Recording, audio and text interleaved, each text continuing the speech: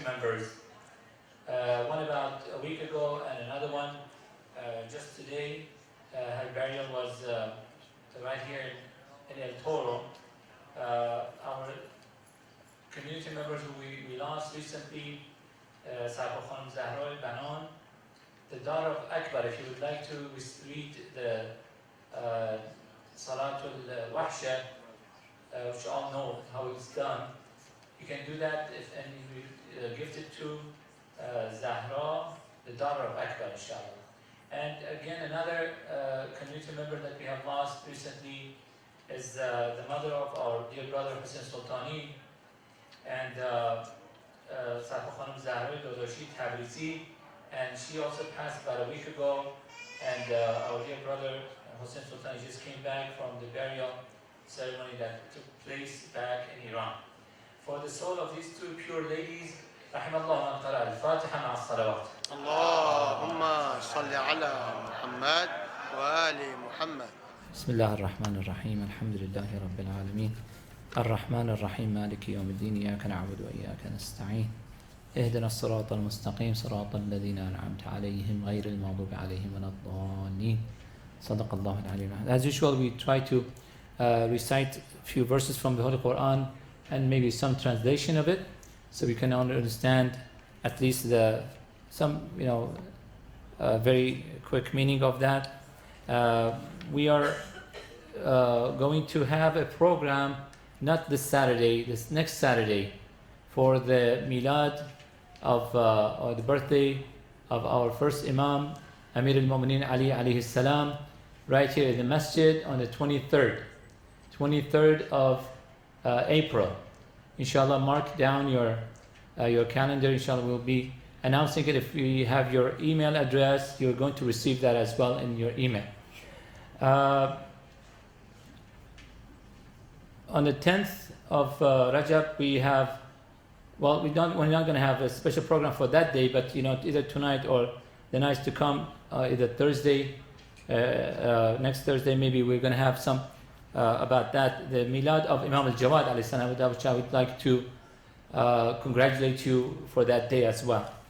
And another announcement, right here this Saturday, April 16th, there's going to be like a seminar shaped thing right here for the ladies only.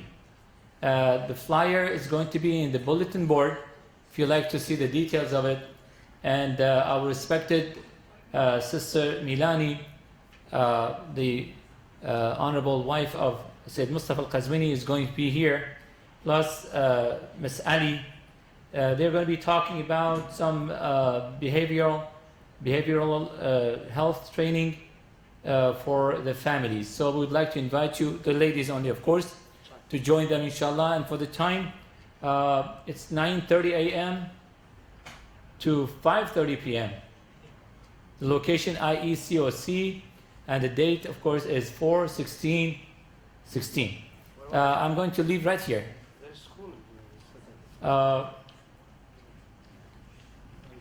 I thought it was said it was in the afternoon.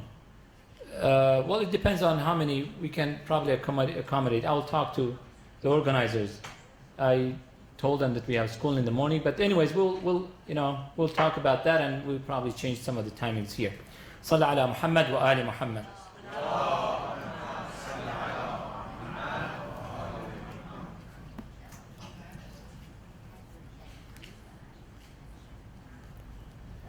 أعوذ بالله من الشيطان الرجيم بسم الله الرحمن الرحيم ولله ملك السماوات والأرض والله على كل شيء قدير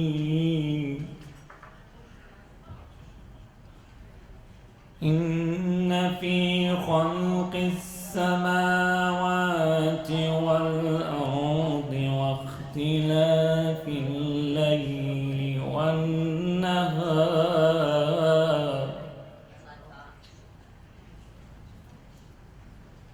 واختلاف الليل والنهار لآيات لأولي الألباب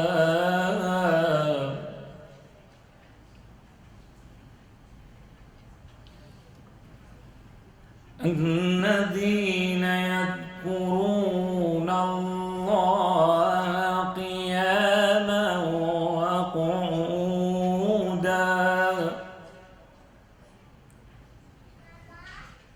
وعلى جنوبهم ويتفكرون في خلق السماوات والأرض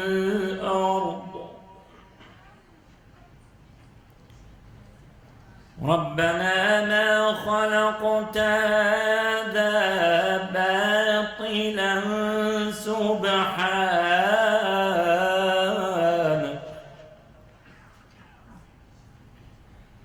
فقنا عذاب النار ربنا إنك من تدخل النار فقد أخزيته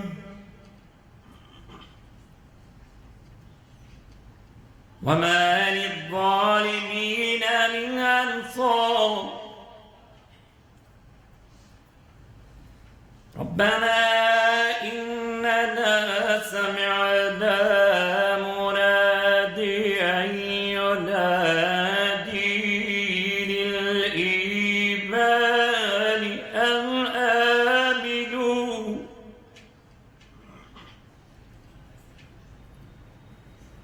أن آمنوا بربكم فآمنا ربنا فاغفر لنا ذنوبنا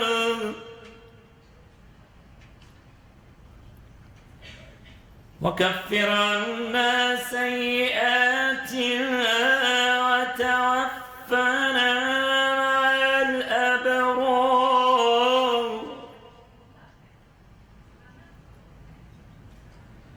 ربنا وآتنا ما وعدتنا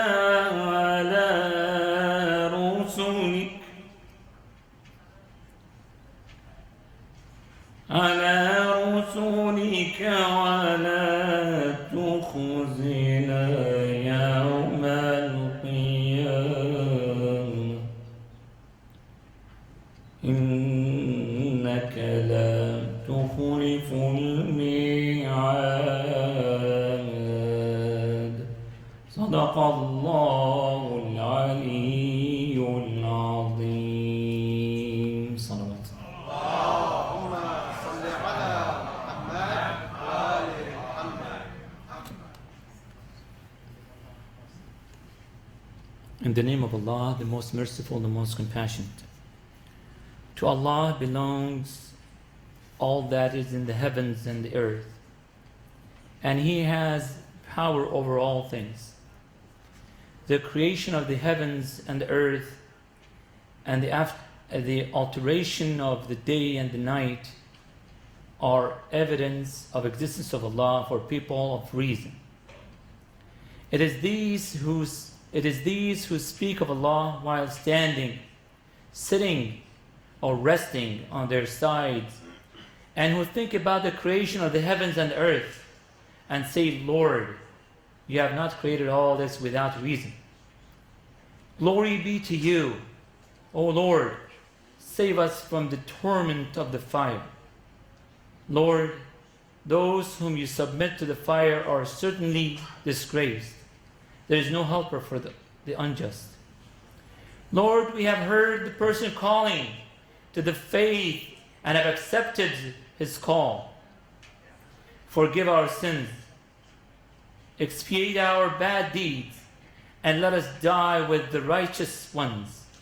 Lord, grant us victory that you have promised your messenger, and do not disgrace us on the day of judgment.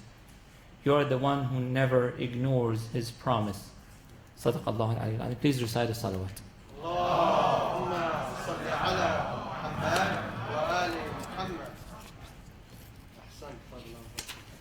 Please join me and invite Sayyid Mahdi al-Qazwini to the podium with the loud salawat, please.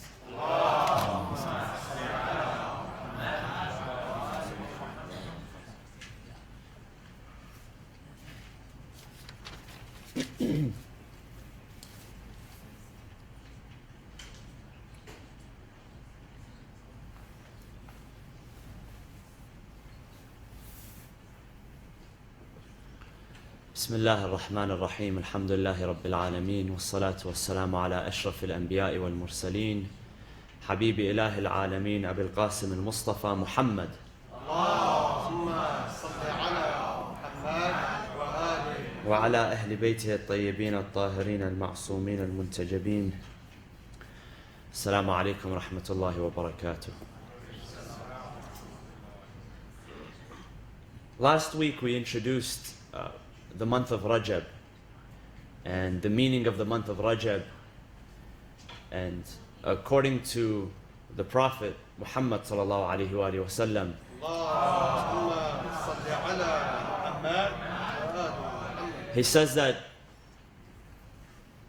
Rajab, and of course Rajab is one of the months which is referred to as Al-Ashhur al-Hurum, the sacred months, that Rajab is the month of Allah and Sha'ban is his month, the month of the Prophet, and Ramadan is the month of his ummah, his people. And I mentioned that there are a few occasions which are commemorated or celebrated throughout Rajab, Sha'ban and Ramadan, and among them is tonight. Tonight is a significant night. The first Thursday night of the month of Rajab is referred to as Laylatul Raga'ib, and it has certain a'mal, there are certain prayers and certain supplications in this night. Now, one of the most significant is Salat Laylatul Raga'ib, a prayer which is offered on this night, and it is usually offered between the Maghrib and Isha prayers. However, if you have not performed it between Maghrib and Isha, you may also make up for it. And the rewards for this prayer are immense, many rewards. In fact, if it is prayed and supplicated, the hadith says that one will have all of his deeds forgiven, all of his past deeds forgiven. On top of that, it is also highly recommended to fast on this day, as it is recommended to fast on the other days in the month of Rajab and Sha'ban, leading to the month of Ramadan. The details of Salat Laylatul Raga'ib can be found in the books of supplication, in Mafatih al-Jinan and other books. But just briefly, I'll go over the prayer, and it is 12 rak'ah. So 6 rak'ah, which is divided into 2 rak'ah each, just like a normal 2 rak'ah prayer. And in each rak'ah, we read, in each one of the 12 rak'ah, we read Surah Al-Fatiha, of course, after Surah Al-Hamd, Surah Al-Fatiha one time, and then Surah Al-Qadr, Inna anzalnahu fi laylat al-Qadr 4 times, and Surah Al-Tawheed 12 times. And this is for each rak'ah. And then after you are done, there is a dua which is performed, and that is performed in as you are sitting, and also in sujood. And of course, for the details, I would recommend that you refer to Mafatih al-Jinan and other books of dua. But if you are able to make up this dua, this prayer tonight, then I highly recommend you do so, for of course it only comes once in the year, Laylatul Raga'ib. There are other occasions which are commemorated and celebrated in the month of Rajab. And today was the 6th day of Rajab, because Rajab here began on Saturday. And the 3rd of Rajab, according to narrations, we commemorate the martyrdom of the 10th Imam, Al-Imam Ali al-Hadi alayhi salam. And Al-Imam al-Hadi was born outside of Medina, but he passed away and was buried where? In which city? The city of Samarra. And this is why he is given the title, him and his son, the 11th Imam, are given the title of Al-Askari. Al-Askari comes from Askar, and Askar is a military camp. And the city of Samarra was established as a military camp. It was a garrison town. And so they adopted the name because they were known as the ones from Al-Askar, the military camp, because they were forced to live there. Now, why was this military camp established? It goes back to the Khalifa Al-Mu'tasim Al-Abbasi. Now, who was Al-Mu'tasim? Al-Mu'tasim was the son of Harun. Who is Harun? We hear his name, Harun. They call him Harun al-Rashid. Harun al-Rashid. Al-Rashid meaning he is upright. And why did they give him that title? Because supposedly it was during his time that the Islamic, what they refer to as the Islamic Golden Age came about. And they refer to it as the Islamic Golden Age because it was that time where the Muslims began to expand their horizons in terms of knowledge and wisdom, both in import and export.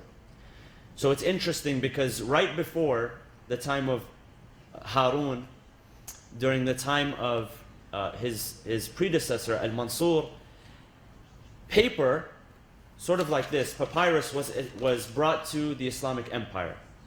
And so before writing on paper, papyrus, what did people used to write on? Leather, skin. And so if you wanted to write a book, you had to carry an entire stack with you.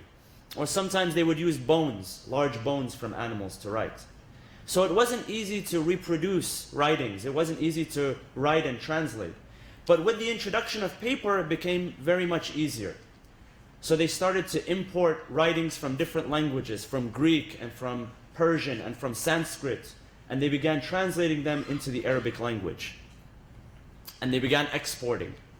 And they created houses of wisdom. They created universities and they created schools. And so at that time, they referred to it as the Islamic Golden Age.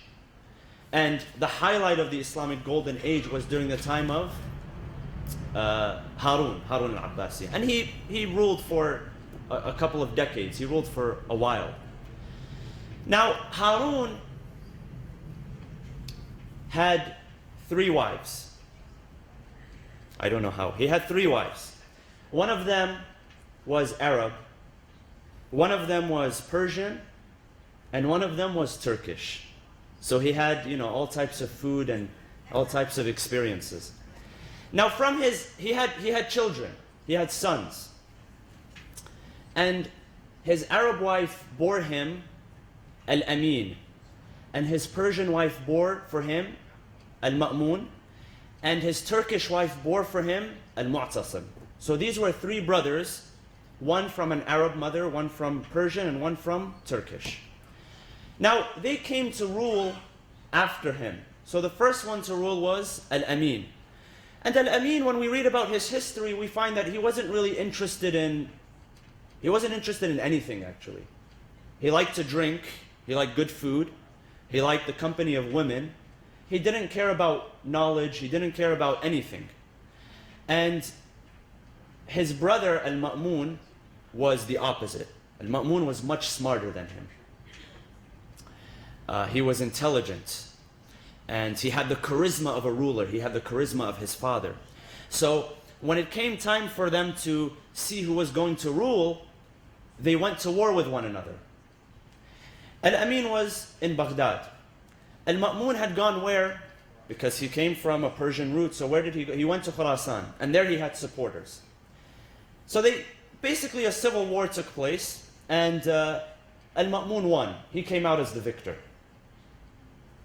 He came out as the victor and he ruled. He went back to Khurasan and he ruled. And after he passed away, it came time for his brother to come, Al-Mu'tasim. Now Al-Mu'tasim went back to Baghdad. One of the things that Al-Mu'tasim did was he brought his family members with him. He brought his Turkish family members with him. And he appointed them as ministers and as leaders of the army, as soldiers, as representatives in the government, and he gave them a lot of power. So Baghdad, the city of Baghdad, was basically overflooded by the relatives of Al-Mu'tasim, these Turkish ministers that he had brought in. And so the population there began to complain because all of a sudden the civilian city is overrun by what they saw to be as foreigners, the relatives of the Khalifa. They have no place here. So, you know, they were wreaking havoc in the streets and they were bothering people and so on and so forth. Here's where the story of Samarra begins. It is said that Al-Mu'tasim one day was walking around Baghdad and he came across an old lady. And this old lady was distraught. And she began to complain of the treatment of the people of Al-Mu'tasim. She began to complain. And not only did she begin to complain, she began to threaten. Now, you can imagine the Khalifa, you know, with his people, with his guards, with his cronies, his people that are with him. And this, in front of him is a defenseless old lady who doesn't have anyone with her. All she has is her complaint. That's the only thing she has. But she threatens him. She says, if you do not relieve us from all this, you know, all this chaos that's going on, I will strike you with sihamul layl, the arrows of the night. What was she referring to, sihamul layl? What is the arrows of the night? Something which is produced at night, which is stronger than any weapon, which is stronger than any sword. She was referring here to dua, to supplication. Supplication is sihamul layl. It's the weapon of the night. And it's the strongest weapon in your arsenal. Although this woman she had nothing, she had no army of her own, she had no bodyguards, but she had a weapon which was stronger than his weapons, and that was her dua. And it is said that once he heard this, he was terrified. You know, in Dua Kumail we read, اغفر لمن لا يملك إلا الدعاء. O Allah, forgive the one who has nothing but dua. I have nothing but dua. This is all I have. This is my only weapon. This is the only weapon in my arsenal. And even in some ahadith it refers to as a dua, supplication being silahul mu'min. It is the weapon of the believer. The strongest weapon of the believer is not his tongue, nor is it a bullet, nor is it a sword or a cannon or a catapult or whatever. It is dua, supplication. If it is done at night, if it is done sincerely, it is the greatest weapon that you have in your arsenal.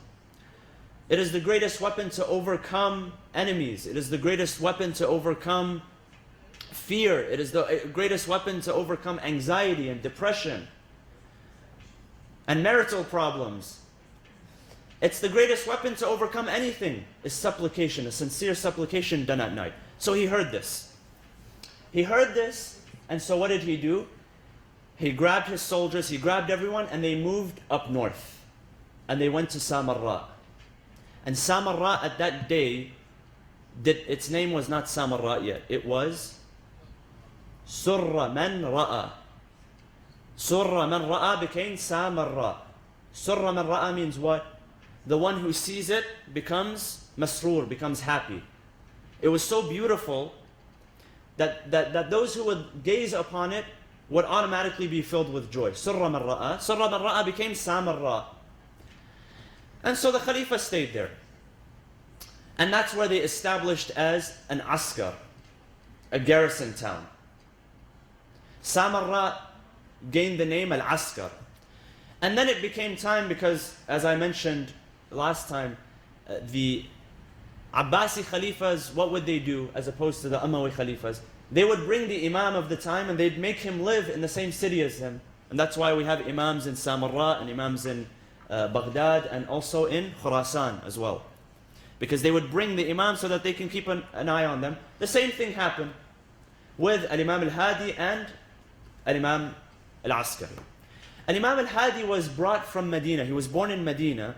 His father passed away in Baghdad, but he was also in Medina. Then he was summoned to come to Samarra. And so he came to Samarra. Now, what is interesting is the story of the birth of Al-Imam Al-Hadi. Remember, at this time, the Imams are living under the watchful eye of the Khalifa, with the children that were born, with people that would associate with them. Much of what they had to do had to be in the case of, or in the situation of taqiyya, out of fear for their lives. So they had to be very protective. And so Al-Imam al-Jawad, the father of Al-Imam al-Hadi, who was he married to in the beginning? Who was his wife? She was the daughter of Al-Ma'mun. What was her name? Or what was her kunya rather? Does anyone know? She was known as al-Fadl. al-Fadl, the daughter of Al-Ma'mun, becomes the wife of the ninth Imam, Al-Imam al-Jawad. And of course this was a way to bring the Ahlul Bayt closer to the Khalifa, was, marry him to my daughter, and that's a way to bring him in. Now here's the problem. These two people are at the opposite end of the spectrum. On one side you have a princess, and she's the daughter of Al-Ma'mun. She's never needed for anything. And now she's in the home of Al-Jawad, Al-Imam al-Jawad alayhi salam, who was very humble, who wasn't into this life, and none of them were ever into this life. So how do you reconcile between the two? Now it wasn't easy for the Imam to just divorce her, because divorce could have been a death sentence. And she began to conspire. She began to conspire, she began to complain, she began to write letters to her father or whoever was in charge that, this man is this man is that. And so, the Imam, what was he to do? The lineage of Al-Muhammad was to continue. How was it to continue through a woman like al-Fadl? So the Imam married, as was his right.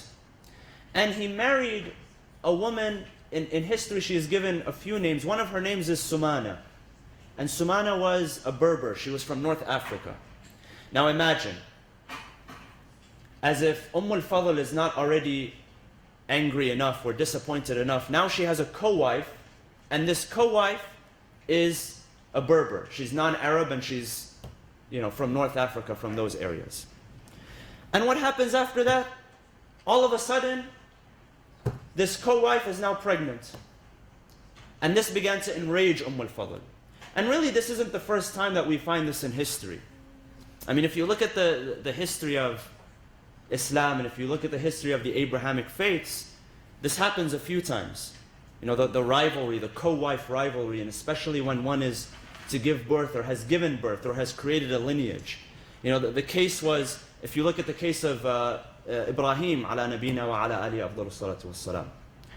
Ibrahim had a wife, Sarah, and Sarah was a good lady. But at that moment, they had reached that old age. Sarah could not give birth. Now she had to wait a little bit, and Ibrahim also had to wait, because they were both of old age. And so when she gives birth, to whom? Who does Sarah give birth to? Ishaq. And Hajar gives birth to Ismail. Ibrahim says, Alhamdulillah alladhi, this is in the Quran, Alhamdulillah alladhi wahaba li ala al-kibari Ismail wa Ishaq. Praise be to Allah, the one who gave me both, from both Sarah and Hajar. He gave me Ismail and he gave me Ishaq. But Ismail came before Ishaq. And Ismail was the son of whom? Hajar, the co-wife. In fact, actually, she was not even a co-wife. She was a servant. She was a servant. She was not even married. And this was normal. Now that we look at it, we think it's not normal. But back then it was normal that there would be a maid, and the maid there would be conjugal relationships, and the maid would give birth. And her rights would be similar to the rights of a wife as well. Sarah was a righteous woman, but for whatever reason, maybe we shouldn't go into details, she didn't like the fact that Hajar, the slave girl, is giving birth before me. Who is she? And so she requests that Ibrahim leaves and take Hajar and take Ismail with you. So he leaves. And they arrive in Mecca, and the story is public. We know what took place after that. And then Ibrahim leaves, and he goes back to Palestine to be with Sarah and with his progeny. And they were both very righteous, and they gave birth to righteous men. They're both praised in the Quran, both Ismail and Ishaq. From Ishaq you have the prophets which came after Yaqub, and after Yaqub Yusuf, and then after Yusuf you had prophets who came eventually until Musa, and after Musa Harun and the rest all the way until Isa alayhi salam. And then after Isa we have 600 years after him Rasulullah Muhammad sallallahu alayhi wa sallam. Now our prophet was from the lineage of whom? Ishaq or Ismail? Ismail. But he's not the only one prophet to be from the lineage of Ismail. Most of them were from Ishaq. But there were also at least one other that we know of that was also from the lineage of Ismail. The one that was from the lineage of Ismail, can you guess who it was? It was during the time of Musa and related to Musa through marriage. Musa's father-in-law, Shu'aib. Shu'aib is said to be from the lineage of Ismail. Shu'aib, the one mentioned in the Quran, who becomes the father-in-law of Musa. So both of them righteous descendants.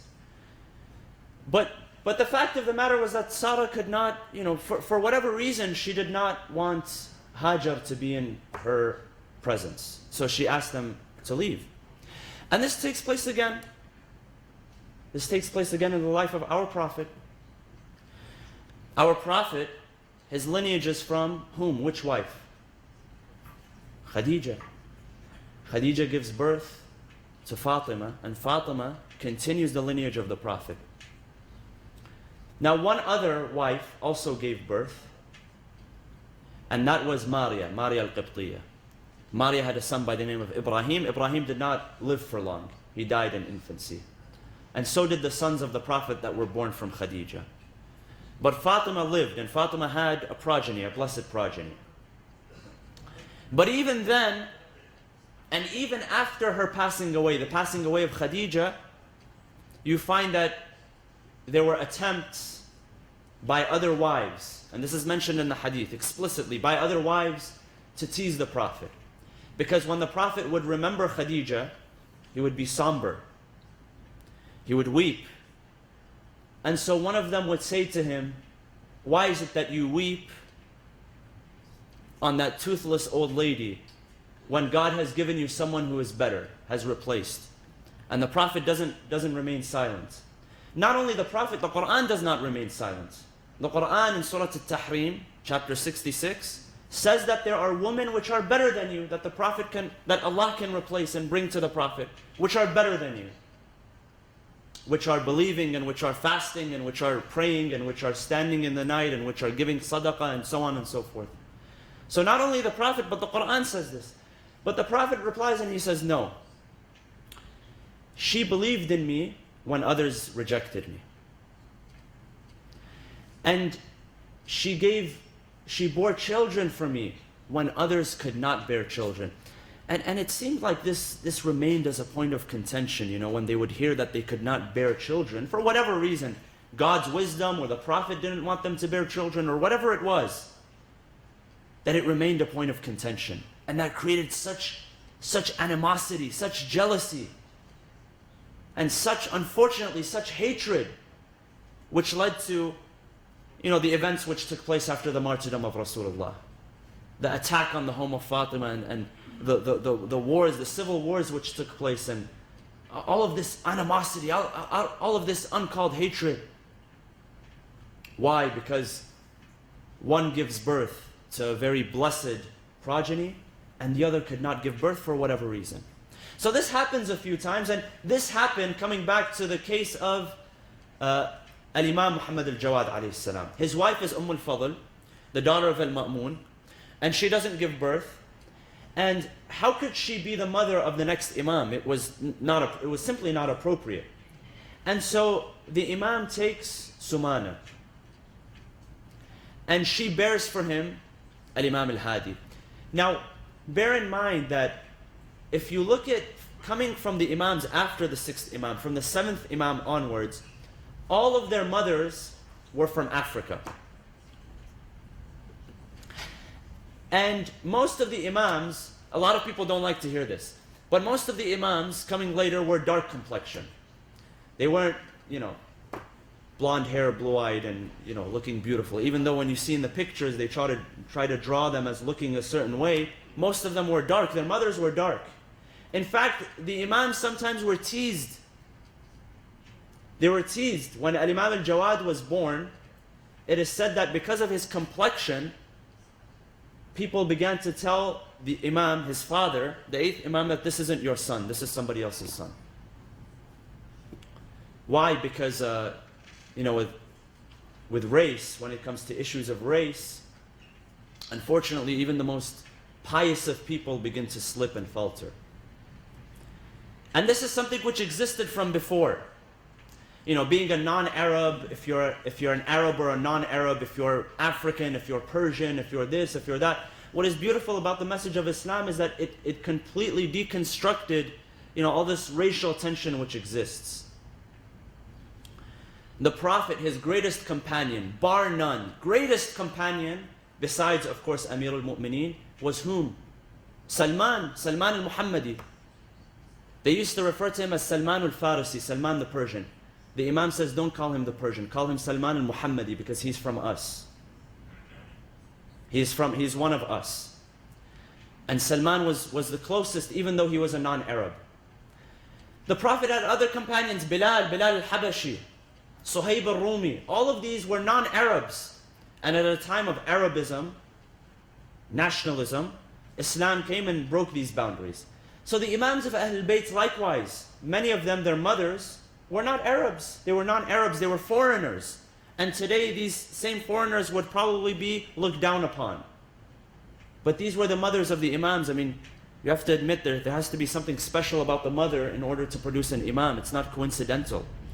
So she gives birth to the 10th Imam, Al-Imam al-Hadi alayhi salam. And really, with all the conspiracy that took place in the home of the Imam, with al-Fadl being there, and with the Khalifa of the time keeping watch on the Imam, when a person is going to be born and live, they will do so against all odds, if it is the will of Allah. You look at the story of Musa, and look at how much the Fir'aun was adamant about getting rid of every male child that would be born in Egypt.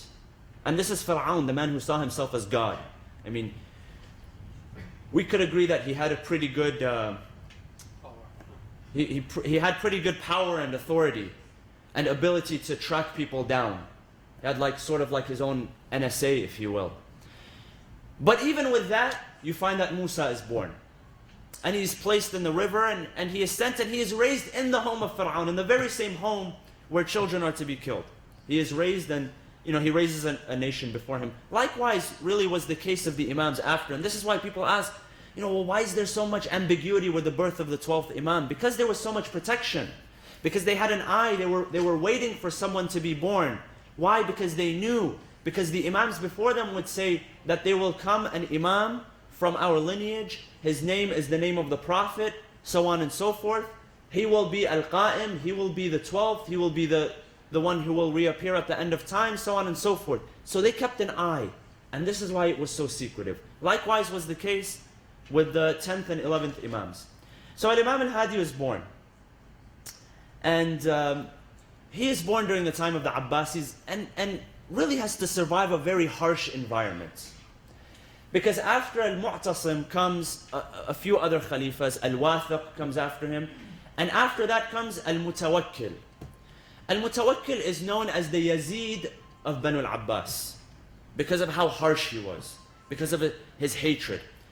Now, sometimes, and Allah subhanahu wa ta'ala gives us the example in the Quran, that sometimes even when you have that which is khabith, that which is impure, there is also a chance that that which is pure, tayyib, comes from it. And this was the case with Al-Mutawakkil. With his animosity and his hatred towards the Ahlul Bayt, he had a son by the name of Al-Muntasir. And Al-Muntasir had an affinity and had a love for Amir al-Mu'mineen. He had a love for the Shia, but he did not last. Only a few months and he was killed after that. And Al-Mutawakkil, his father, was the exact opposite. He had a hatred a severe hatred for the Imams of Ahlul Bayt. Now, Al-Mutawakkil had a tutor which he had placed for his sons. This tutor, and this is probably why Al-Muntasir, his son, emerged with such affinity and love for Amir al-Mu'mineen, is because he had a tutor by the name of Ibn Sikkit. Ibn Sikkit was also a lover of Amir al-Mu'mineen. And so when Al-Mutawakkil heard about this, he summoned him. He told him, Ibn Sikkit, he said to him, he said, who do you love more?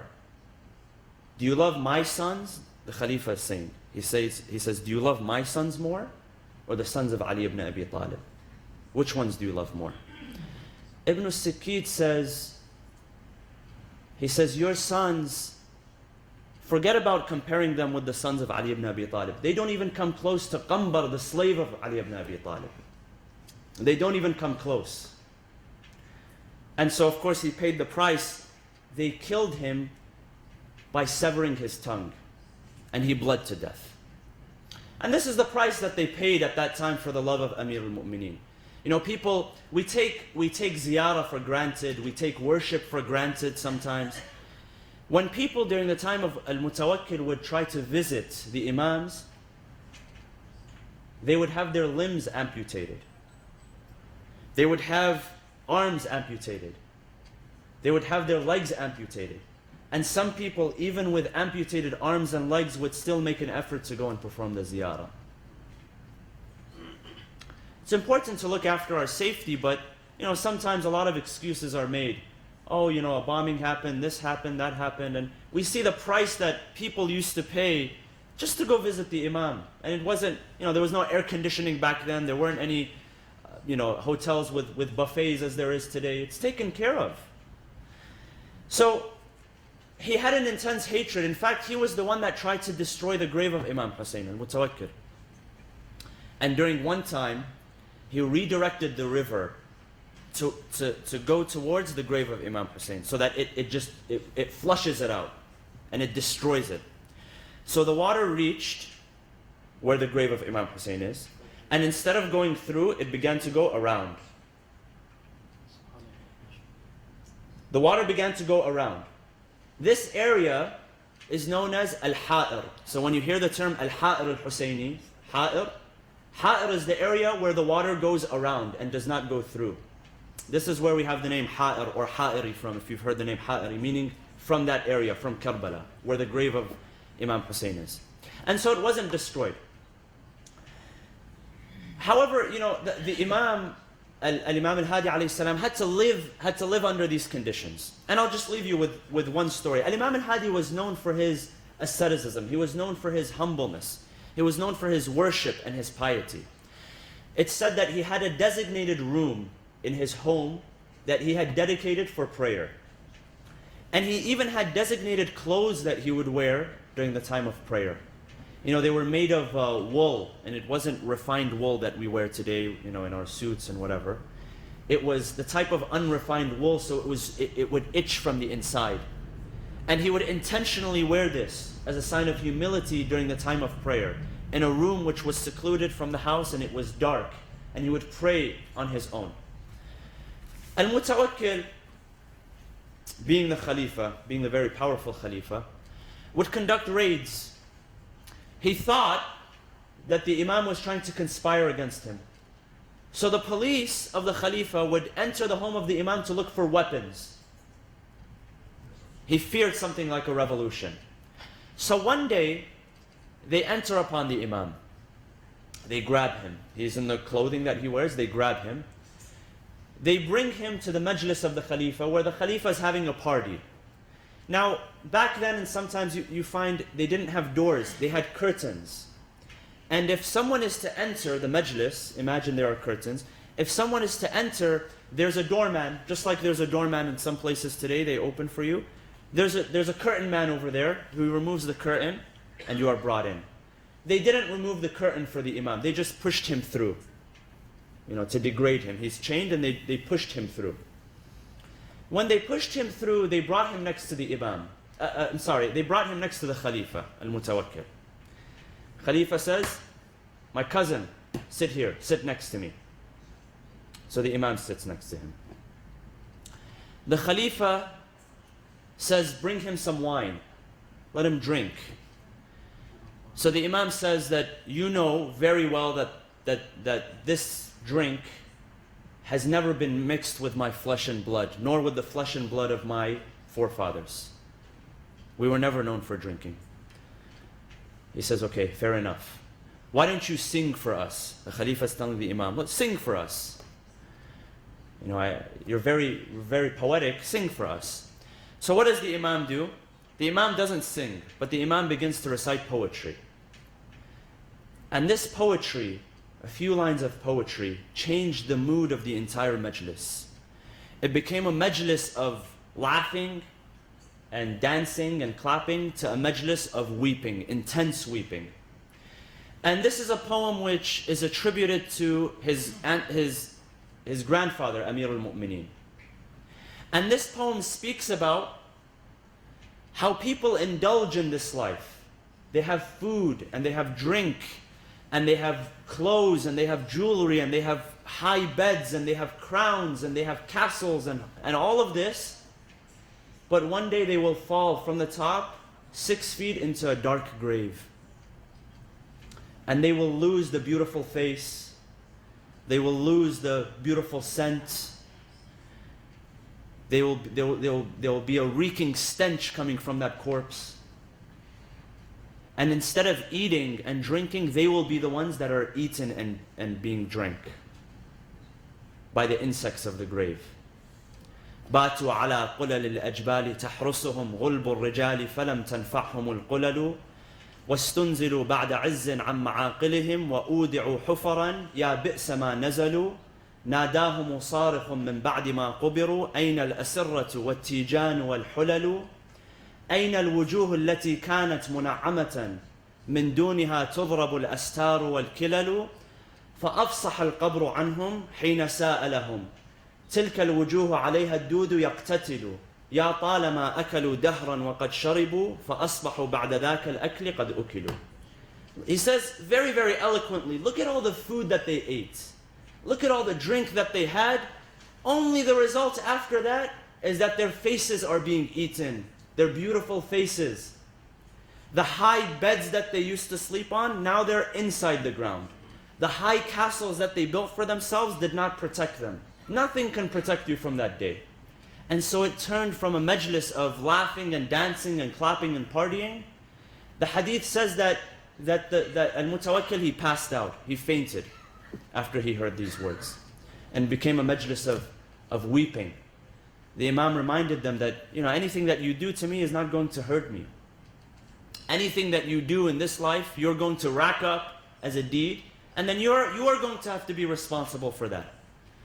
And so this is the way that the Imam lived, and of course al-Mutawakkil, after him came a few other khulafa, until one of them, who was one of the descendants of al-Mutawakkil, poisoned the Imam, and the Imam passed away. Before they would not assassinate using they didn't have guns and things like that to assassinate and bombs. They used to have to use poison, and so they poisoned the Imam, and the Imam passed away, and after that it became the time of the 11th Imam, Al-Imam Al-Hasan Al-Askari alayhi salam, to be the Imam after him. And as times progressed, they got worse and they became even tougher. And so this is the life of a short glimpse into the life of the Imam, and really the circumstances that they lived were not very easy. They always had an eye looking over them. They did not have the freedom that they wanted. Their followers did not have the freedom that they wanted. And so we ask Allah subhanahu wa ta'ala to allow us to be among those who receive the intercession of the Imam.